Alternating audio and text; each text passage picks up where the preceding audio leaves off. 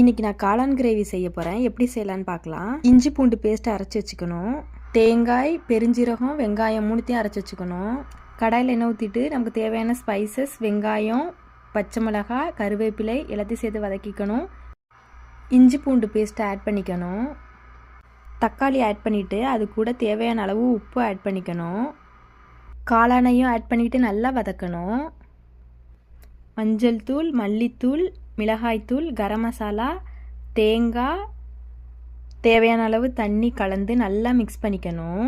10 minutes கொதிச்சதுக்கப்புறம் கொத்தமல்லி தூவி இறக்கிட்டா சிக்கன் கிரேவிக்கே டஃப் தர காளான் கிரேவி ரெடி. காமாச்சு மாமா சைட் அடிக்க உன்னை பிடிக்க பிடிக்க காதலிக்க தாவணி போட்ட மைனா என்ன மயக்கறிய நீ குயினா. காமாச்சு மாமா சைட் அடிக்க உன்னை பிடிக்க பிடிக்க காதலி